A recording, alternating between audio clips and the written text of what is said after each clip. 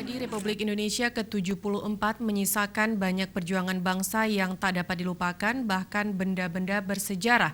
Salah satunya adalah sejarah keberadaan Radio Rimba Raya yang menyuarakan Indonesia masih ada pada agresi militer kedua sehingga terdengar dalam sidang PBB.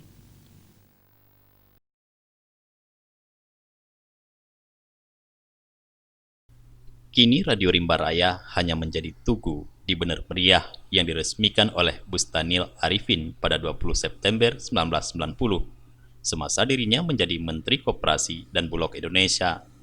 Perangkat Radio Rimba Raya kini masih tersimpan di Museum Tentara Nasional Indonesia Angkatan Darat dengan nomor registrasi 60607-318.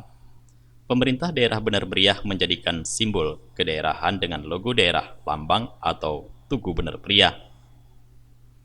Pemerintah daerah Bener Meriah menjadikan simbol kedaerahan dengan logo daerah lambang Tugu Rimba Raya sebagai sebuah wujud rasa bangga dalam mengabadikan radio perjuangan dalam merebut kemerdekaan ini di Kabupaten Kopi tersebut.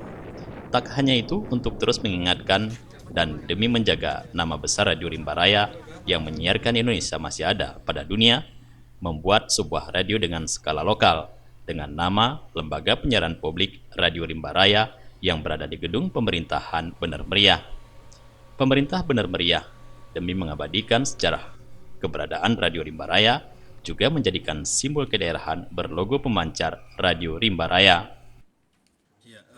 Radio Rimba Raya yang berada di Kabupaten Meriah, sebagaimana diketahui, ini adalah salah satu monumen bersejarah bagi Republik Indonesia.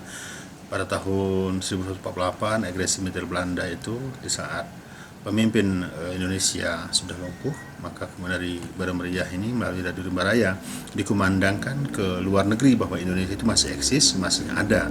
Dan apa yang disiarkan dari Bener Meriah ini kemudian menjadi dasar klaim delegasi Indonesia di sidang umum PBB untuk membantah apa yang dikatakan oleh pihak Belanda bahwa Indonesia sudah tidak ada. Jadi sangat penting dan sangat vital posisi Radio Rimba Raya untuk mempertahankan kemerdekaan Indonesia. Dari Bener Meriah, Tim Liputan Aceh TV melaporkan.